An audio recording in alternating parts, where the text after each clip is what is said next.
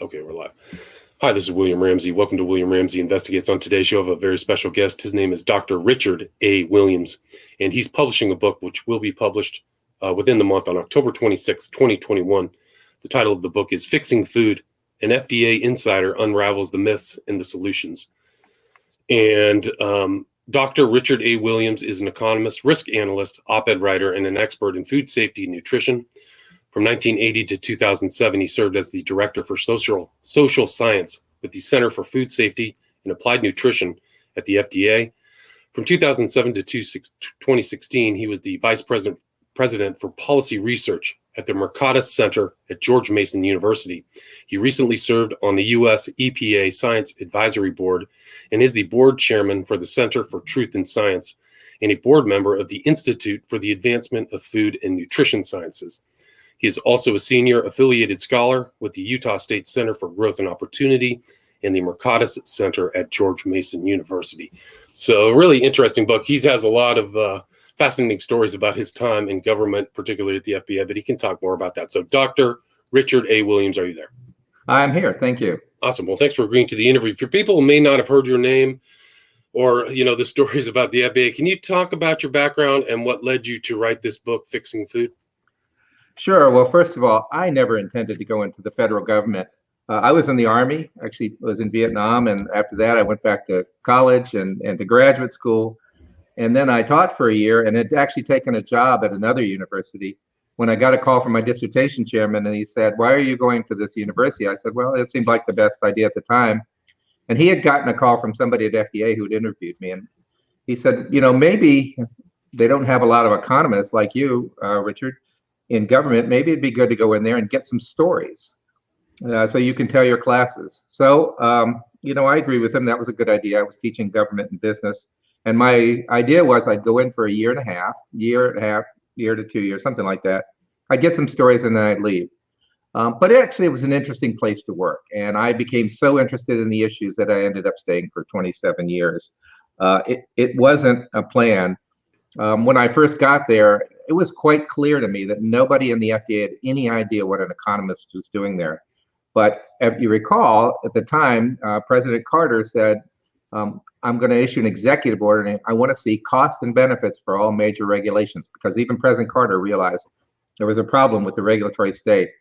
Once President Reagan came in, he doubled down on that and created the Office of Information and Regulatory Affairs to oversee all regulations, and in particular, the costs and benefits of regulations. So I knew I belonged there, and I just ended up staying. And that was kind of something different at the time. There was some resistance to applying this cost-benefit analysis, correct? Oh, my golly, yes. In fact, the very first analysis that I did, I take it back, it was the second analysis I did. It was a huge analysis. I spent months on it. And then I found out that the person in the commissioner's office who was responsible for reading these read it. I think it was probably about 70 pages or so, and he threw it away and he put his own analysis in, which was about a quarter of a page. He said, "There's not much to see here." And so, yeah, there was a lot of resistance. And so that was something new, but the foundations of the FDA were based upon some muckraking journalism right after the turn of the century. Can you talk about how the FDA was formed and why it was formed? Yeah, and I think there was an absolute need for the FDA. This was 1906, and there were two things going on. The first thing was Sinclair Lewis, and he was a muckraker. He was a socialist, and he tried to write about the horrible working conditions for people in meat plants. And instead, he also noticed, in fact, that there were rats running around meat. The rats would frequently defecate on the meat. They'd be ground up in the meat.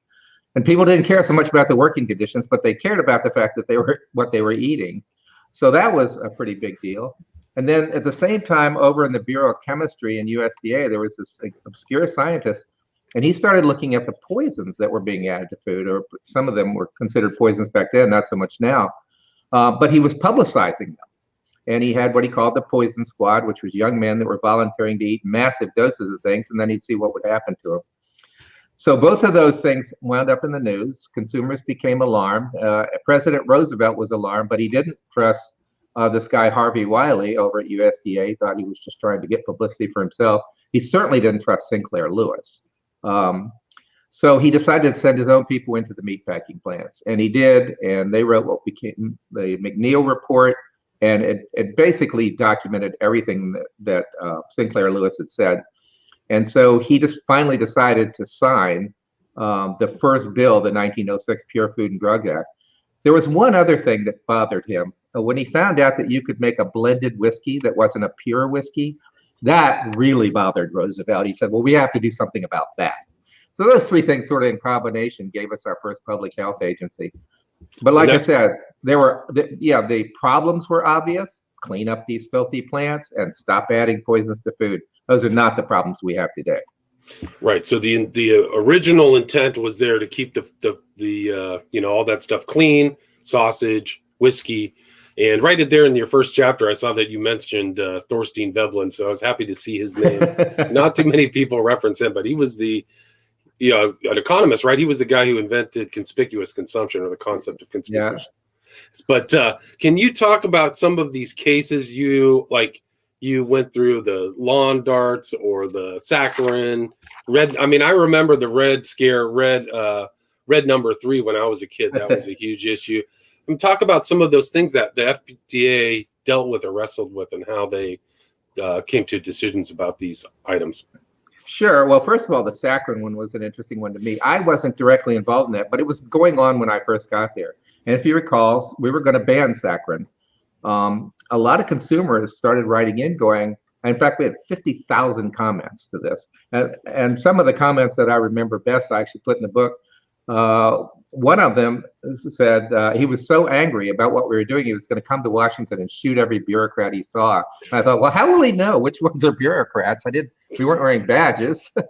But some people were asking the question, wait a minute, what does feeding a rat the equivalent of about 800 cans of soda a day have to do with me drinking 2 cans of soda? And that was the first really exposure to toxicology I had, and some of the issues. And those issues continue today. I think the other comment that I love was somebody who thanked us for doing that. And it had little paw prints as a signature, and it was signed the Rats of America. They thanked us for stopping killing all our brethren. Right. So those were huge issues, huge public scares and scandals too at the time, right? There was huge saccharin panic too, right? Oh yeah, absolutely. And it was considered to be a carcinogen. But the reason we're looking at that was because of the Delaney Amendment. And that was a law in 1958, says that any substance added to food that might cause cancer in humans or in animals, which would include mice and rats, could not be allowed in the food supply. So the issue was that we even knew back then, even in 1958, scientists knew back then, we could find things in parts per million. So if you take any food and you know of something that's a carcinogen and you look for it, parts per million, you're bound to find some. Today, we still have the same law from 1958, and it's parts per quadrillion, meaning you can definitely find anything. So just recently, last year, because they were petitioned to do so, FDA banned 6 food and color additives. They apologized for doing so. They realize these things are not carcinogenic. It's just that they're in these infinitesimal amounts, but under the law, they had to do it. Right. So the dose is the poison, right? Isn't the that dose is the poison, right? And unfortunately, too many people just confuse that. They want to talk about what's a hazard. So if you find something in high doses that causes cancer or something, you say, oh, well, this is a hazard. But at low dose, not only may it not be a hazard, it may be there's a threshold below which there's no harm. In some cases, below the threshold, there's a dose that's actually helpful to you. Right. Didn't you? Yeah, you had that experiment where you had water and arsenic and dared people to drink it, not knowing that there's small doses of all kinds of stuff. And well, yeah. I mean, this is something I did for classes. Before I go in the class, I'd take a test tube and I'd fill up half the test tube with a little water from their water fountain. And then I'd go in and I'd say, so I have some water here and it contains some arsenic. And what I'd like to do is I'd like somebody in the class to drink this so we can see what happens to them.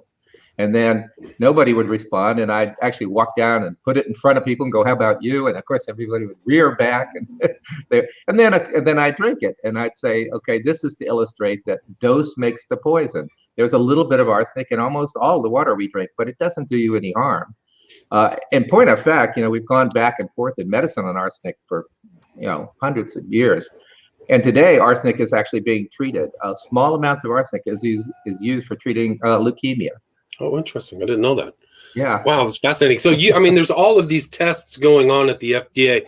You talked about infant formula and things like that that were so vital, at least to our society. It didn't used to be. Can you talk about the kind of infant formula debate and why they had to be changed? Well, so what there was a problem with infant formula. Congress got in, passed the law, and this is what happens. They pass a law, and then it goes over to the regulatory agency, and we're supposed to pass implementing regulations. The biggest problem with infant formula is when babies are lactose intolerant. And lactose, of course, is the milk sugar in infant formula. And if they are, you simply switch them over to a soy-based formula. And so, but nevertheless, when we got a law, FDA started looking at it, and like they do always, they say, well, let's expand this. Let's try to cover as many problems or things that might be problems as possible. And it came to me to do the costs and benefits of it, and I spent a long time looking at it. My first thought was, this is infant formula. We've got to get this right. This is the sole source of nutrition for babies. So if there's a problem, let's get it right, and the cost shouldn't matter that much. But as I began to add up the costs of the record keeping and the testing and all of these things that didn't have anything to do with lactose intolerance, the cost started to grow considerably. So I talked to one of our consumer studies folks who I knew had done a lot of work on infant formula, and she said, "Well, here's the problem when you increase the cost. The women who can't for some reason get it for free from the government, who are less well off, are going to add water to it. And if they add water to it, then you have a real problem. Then you have nutritional deficiencies." And she said, "We've actually investigated this and found out this has been going on." And at the same time, the Federal Trade Commission was concerned about the prices, because there was some price fixing going on. So what I did was I took what she had said and I wrote it up in a memorandum. And I thought, this is good economics. If we raise the price too much and we're not really addressing real risk, we're going to actually increase risk. And this is something called risk analysis. I wrote this memo up. I sent it around to several people. And that was a mistake from somebody who was new to the bureaucracy, just sending a memo out there. I learned, and the guy who was working on the regulation threw open my door, shaking this memo with rage, called me a Nazi baby killer. And I asked him, again, not too smart, I said, "Well, did you even read the memo?" He just threw it at me and walked out. I guess the happy ending is that regulation didn't go forward at that time. It took over 20 years. Before we finally did something. And I hope it came out better, particularly for the babies. And you mentioned the bureaucracy. I mean, what was it like adapting there? You had names for different players in the FDA system and the kind of games they played with budgeting. Can you kind of talk about how you survived in the FDA bureaucracy? Well, first of all, I almost didn't survive. I was essentially fired twice. And the first time was within 6 months. And that was when this is one of my first rules that I had done by myself. It was on lead acetate, which is the thing that you put in Grecian formula, and it's lead, and lead, can be toxic. But I looked at it, and the problem was that it might cause skin cancer. So I looked at it. I talked to some of our toxicologists about it. And at the time, Grecian formula is supposed to take the gray out slowly. There was nothing to replace it. So in economic parlance, that means it's expensive because you got nothing to replace it. And so I did a cost benefit analysis. I said the costs are high. In talking to the toxicologist, they said the chances of getting skin cancer from this were pretty low. It's treatable. The benefits were sort of low. And I wrote that analysis. I was pretty proud of it. I'd worked pretty hard on it. Didn't think anything about it. And then a couple of weeks later, some woman knocks on my door and she said they want the other analysis. And I said, "What other analysis?" She said, "Well, this seems to imply that we shouldn't ban it. Now we want you to write one that says we should ban it." And again, here I am, sort of new to the agency. I said, I'm almost a PhD economist now. I hadn't quite finished. But no, I'm not going to write two analysis. You have my analysis, and that's all they're going to get. And she tried to protest, and I just said no, and she walked away. I didn't think anything about it until a few weeks later. I finally went to my intro to FDA class, and the deputy center director was there, and I talked to him on a break, and I told him about this story that somebody actually asked me to write two opposite analysis. And he immediately started turning red, and he said, that command came from me, and you will do that. And again, I said something really stupid. I said, "I'm not an economic prostitute. I'll never do that. And you can't fire me because I'm a federal government employee. Turns out that wasn't true. In the first year, they can fire you for anything. So he told me I was fired. He said, "You're going to be fired." He never did. For whatever reason, he just decided not to, for which I was glad. So I had started off having a problem right from the beginning. I felt that if you were supposed to do an analysis, that you should just do the analysis honestly, and that wasn't what a lot of people wanted. So that remained a problem throughout my entire career. And finally, when I had a staff of my own, and I was trying to explain to them why I believe this was true, I said, it's true that we have our bosses here in the FDA, and they work for the Commissioner of the Food and Drug Administration, who works for the Secretary of Health and Human Services, who works for the President, and that's our chain of command. But I got to tell you, in terms of who's paying our salary, the way I like to think about it is somewhere out in Iowa, there is a waitress who's widowed and has a couple children, and she's working to support those children, and she pays her taxes. And when I think about what I should write, I want to write something that basically gives her money's worth. Right. So, I mean, I think that's important, but in the system, the FDA, there's other interests and other people, like you call some of them drones, and their sensibilities oh yeah are different. Yeah, I thought it was interesting too, because you mentioned Cass Sunstein. I think he was an advisor under Obama who said, these cost benefit analyses are essential because they take bias out of the processes or maybe the politicization, right? Isn't that what something else said? And that's what Cass said, and I believe that's true if it's allowed to be done properly. But yeah, in talking about the people, there are, I guess, I don't know if this is like every organization, but there were people who sort of ride along in FDA. I called them the drones. They try to get by with doing as little work as humanly possible. They don't care that much about being promoted. They're getting great benefits, and at the time, they'd get a retirement. And then you have what I call the power files, the people who would do anything to get ahead. And that also included getting more power for the FDA. They are very interested in that. And then one of the most unfortunate groups, I just think a group is the scientists. And they come in and they believe in their science, and they come in, they want to do good science. And they also want to get involved in policy because, let's face it, it's a political agency, and policy is what they do. And the ones that finally came to policy meetings would become so discouraged when they found out that the science wasn't driving the policy, certainly the economics wasn't driving it, but it was almost always, it was politics. Decisions are political. It's a political agency, and decisions are made politically. That's an important way when looking at the FDA too. One of the interesting facts that you had in your book that I wasn't aware of is that so many of the foods we eat are standardized. I didn't even know that there was this set standard or way to organize and characterize the foods we eat. Can you talk about that? Yeah, so I mean, this goes back to the 1930s when women were beginning to leave the home. Remember, by 1941, a lot of women went into the war industries, but they had already begun to leave the home. And so in 1938, the Congress was concerned that we got more and more packaged foods, and they were having recipes that weren't, as they put it, like mom used to make, like mother used to make. So they wanted to standardize the recipes to make sure that if you called something jam, for example, it would be the same kind of recipe that mothers would traditionally use. And so that is going on today. About half of all our foods have these standards. FDA just recently got rid of them, one of them for cherry pie. That said, here are the amount of cherries that you have to have in a pie. They finally took that one away.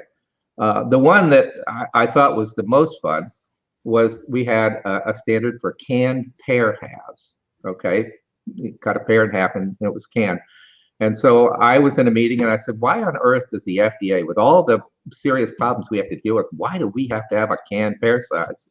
And the director of food standards said, well, this is because of dinner parties. And I realized, I was a young man. I'd never been invited to a dinner party, so I didn't know what you did at dinner parties. And she said, well, what if you had a pear salad? And she had to explain what that was. It's a slice of pear on a piece of lettuce, and it had some cottage cheese and a cherry on top of it. And what if you had a pear and it was smaller than the one of the person sitting next to you? Think how you would feel. And I just sat there and I said, wait a minute. I'm thinking to myself, Are you telling me the power of the FDA is here to make sure that people aren't insulted by the size of their pear at a dinner party? I was astounded, and yet, that's what it is. So ketchup is standardized, how you make it. Salsa is not. Well, guess which one has thousands of varieties to appeal to every taste, and which one has one variety? Right. No, it is really incredible. Like, we take it for granted that these are standardized or whatever. Like, I mean, ketchup or whatever. It's really is remarkable how they've become systematized. And you also go into kind of some of the rules and regulations and how they, from the FDA, and how they apply burdens on the smaller businesses that the bigger businesses don't have to endure. Can you talk about the effect of some of the FDA policies upon different segments of the business world? Sure. This has been a problem in regulations forever. President Clinton, actually, surprisingly, did something about it. He called a lot of small businesses together and he asked for recommendations. Well, what can we do about small businesses and regulations? And they came up with like 100 recommendations. And it resulted in the Regulatory Flexibility Act. And what that said is agencies have to evaluate the impacts on small businesses. So if you think about a small business making the same thing that a large business does, and let's say the small business makes 1,000 widgets, if you will, and the large agency makes 1,000,000 widgets. Well, if there's a fixed regulatory cost that has to be passed on, because they have to pass these things on, the small business can't pass on $2 per product if the large business is passing on a tenth of a cent per product. So the small business goes out of business. So that's kind of the theory behind this thing. FDA fights this. Most of the firms that make foods are small, and they actually suffer. And so I detailed a couple of cases. One in seafood. This was the first big seafood process rule that we had, and FDA said we're just not going to grant any relief for small firms, despite this Regulatory Flexibility Act. And we didn't. And I subsequently I talked to a woman up in New England who made smoked fish, and she talked about just being hounded by FDA inspectors over this, and nothing she did was good enough for them. And at one point they would say, you can go back to business and start selling your product. And then a couple of days later, they'd call her and go, no, you can't. We've changed our mind. And it went on and on like that. She was spending tens of thousands of dollars, and they finally just drove her out of business. And that's only one story. And I'll just tell you, the other thing that really struck me was Senator McGovern. And when he got out of government, he bought himself a small business. In this case, it was an inn. And he found out that all the thousands of rules that he had to apply, and he says, these are crazy. I wish I'd known about this in government. We should do something about this. And unfortunately, it's good to have the law, but FDA is, as many agencies, really don't take it, in my view, seriously enough. And we put small businesses at risk. Right. And I mean, yeah, so the small businesses have these onerous or harder to apply regulations, cost them more. And it seems like I think you said that there was one kind of minor change in the regulations that allowed smaller businesses to opt out after some. Well, actually what happened was the rule was changed. And what it did allow them to do is it allowed them to sue the federal government. However, that's a great thing to add, and it kind of puts a little more on the burden on the federal government to grant them some relief. If you can, give them more time to comply. Maybe don't have to do all of the things that the large businesses do. The problem is that small businesses, and I know this from my experience, are petrified of the federal government. They don't want to sue them. They don't want to talk to them. They don't want their name to be known. And one of the surveys that I did, where we went out and surveyed the food plants, 30% of the small food companies we surveyed didn't even know that FDA inspected them. That was a surprise to them. They didn't even know they were under FDA rules.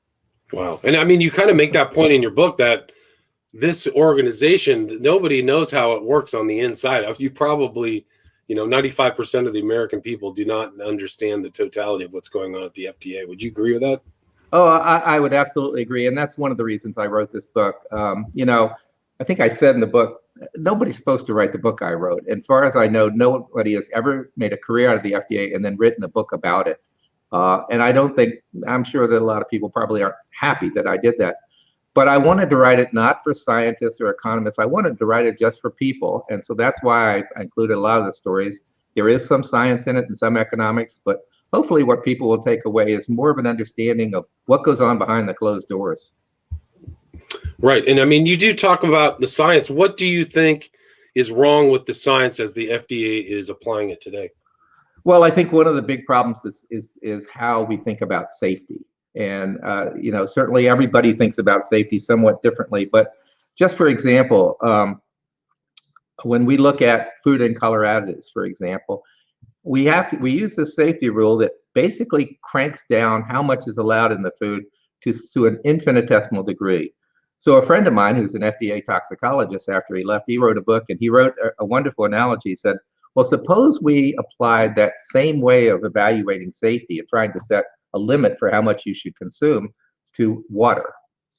So what he did is you go and you use a rat study or a mouse study, and you say, well, what's the lowest level at which the test rats or the mice don't have any effect whatsoever?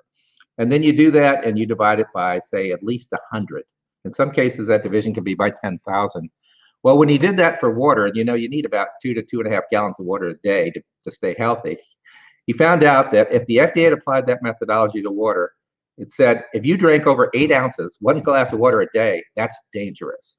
That's the methodology we use for determining safety. And that's just one of the issues. Another issue is in nutrition. And this, of course, is where the huge risks are. In order to do these diet-disease relationships, you look at something you consume and you want to find out what happened. Did you get heart disease or diabetes or whatever? You have to find out how much people consume. So the studies that we use that are done by USDA, you ask people in the last 24 hours, what did you eat? Not only what did you eat, but how much of it did you eat when you ate it? Well, people have gone back and looked at that, and I actually did a paper with a friend just to verify it. And turns out people don't report, let's say 60% of the people that respond don't report eating enough food to stay alive. Well, when that happens, you're starting with bad data, right? You have to sort of fill in the blank or make up what you think they ate. But if you have bad data going in, you have bad science coming out.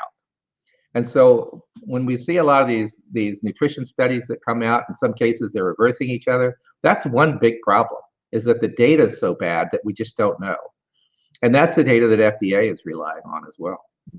Right. So they're looking at this data, but it also seems like the FDA is more interested in keeping the food safe than its effect upon consumers. You talk about the obesity epidemic. Would you agree that the FDA, in its sensibilities, are underrepresenting the needs of the health of the American people by not addressing these health hazards? Well, I think they do address them. But the problem is, I think in many cases, FDA is much more concerned with their reputation and building, the how much money they get every year. And so I do think that they're not addressing the problem, the issues that we have. And so one of the issues is that the science is changing. So in nutrition, for example, again, this is the big killer, right? The estimates of how many people die from poor nutrition in this country range from 400,000, that's the Centers for Disease Control, to about 670,000 people die every year from poor nutrition and insufficient exercise. And right now, I think there are things going on that will help consumers to eat better. Particularly, we're seeing these devices that are coming along that will look at people as individuals and say, okay, well, what are your genetics? What is your makeup of your microbiome? What's your health status? Are you sick? How much exercise do you get? Do you smoke? You take all these things, put them together, and you get a personalized diet. And we know now that there's no one diet that's right for everybody. I just saw a study recently that said people were fed a low-fat diet. Some people gained weight and some people lost weight. Well, that's just the kind of reason. But FDA continues to do things like when they looked at the obesity problem, their biggest change that they've made in the last decade was they put calories in bold on food labels. Well, that's just not going to get it. So I think that there are real issues that FDA needs to get into. And, spending time on these, as we talked about the food standards, they're spending a lot of time on these. So we have all these new proteins coming out, new meats, milk, Right. cheeses, and so forth.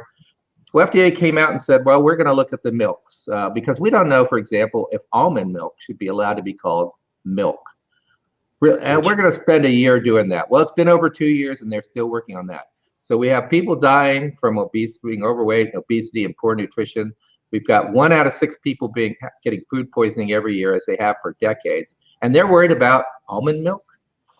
Right. It is interesting. You said that food poisoning has stayed with steady even all during the time the FDA has existed, right? Well, no, it was worse when they first came around. And actually, FDA did some good things back in the 20s. They required milk to be pasteurized, and that was huge because milk was a huge source of problems back then because it wasn't refrigerated, just left on the doorstep.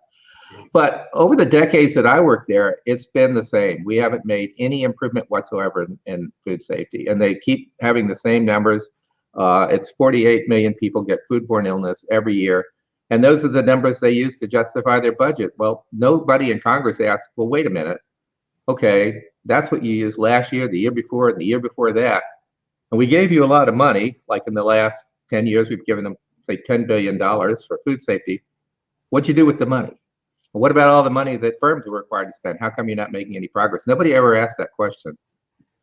Yeah, it's interesting. And you're a critic of the food labels in general. Can you expand upon why you think that they're not effective enough?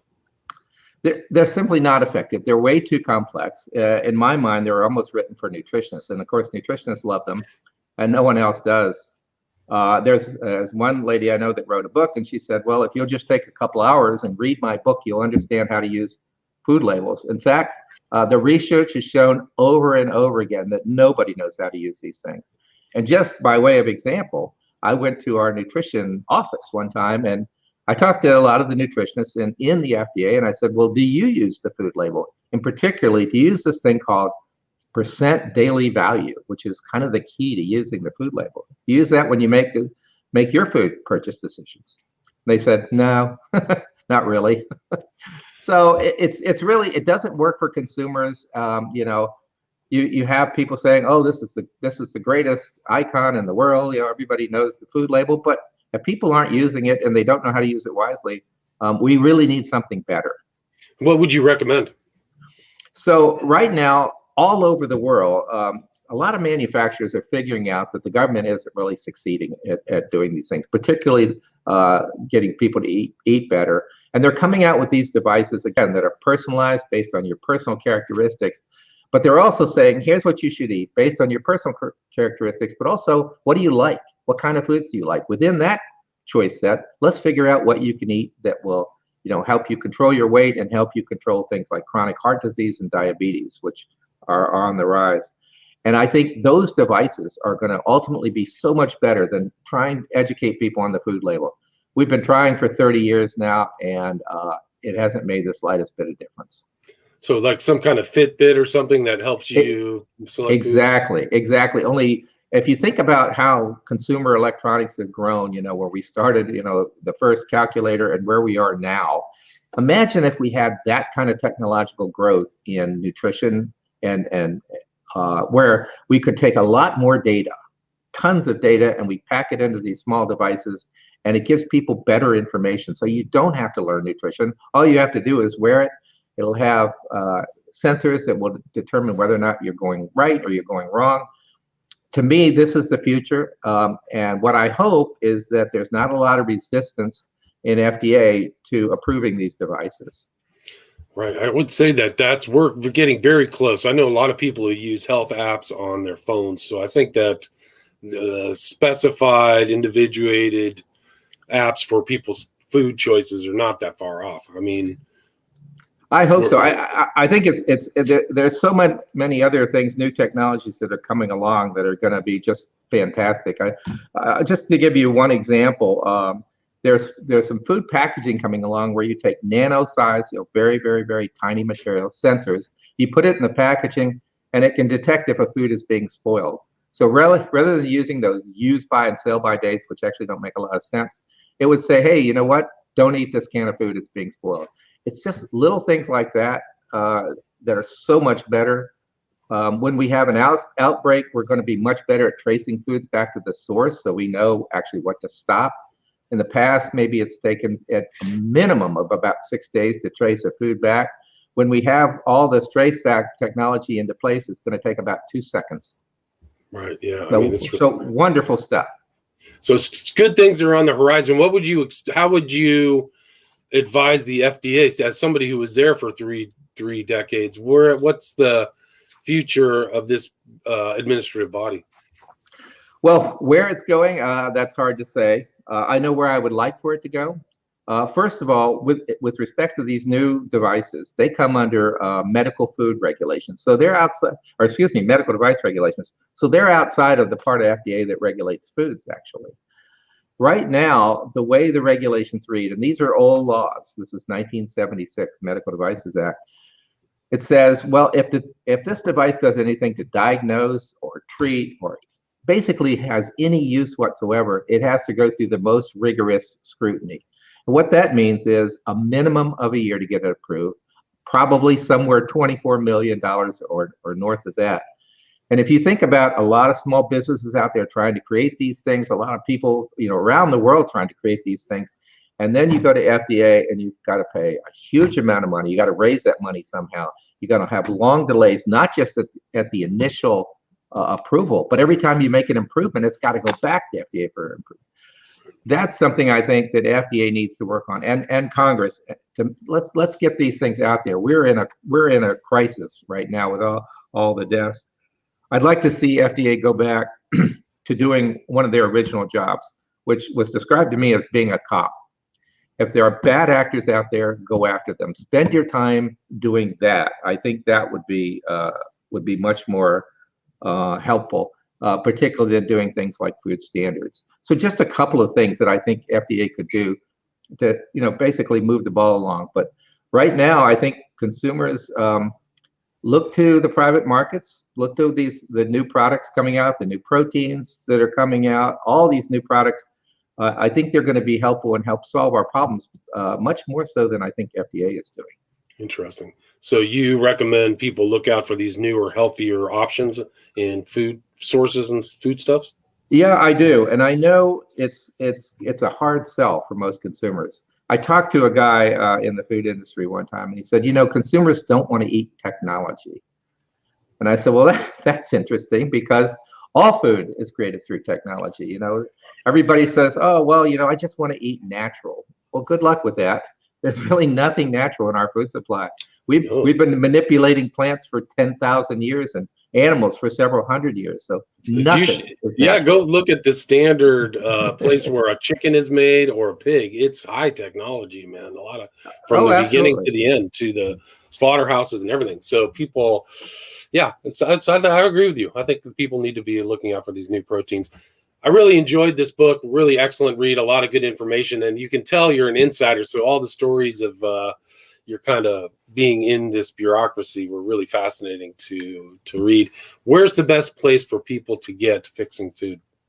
Go on my website, and it lists all the places you can buy it. It's richardawilliams.com. Richard A. Williams. I'm going to put that in the show notes. So it's Richard, your full name, richardawilliams.com, correct? richardawilliams.com, yes. And it's available wherever books are sold. So, Gotcha. Amazon, Books A Million, wherever. And is that, if people want to contact you, the best place is to go to richardawilliams.com as well? Is that correct? Yes. Okay. So, probably the best way. The best way, gotcha. And again, the title of the book is Fixing Food, an FDA Insider Unravels the Myths and the Solutions by Dr. Richard A. Williams, will be published October 26th, 2021. Thank you so much. Thank you. All right, take care. Bye. Stay there. Yep, sure. Okay, that was perfect.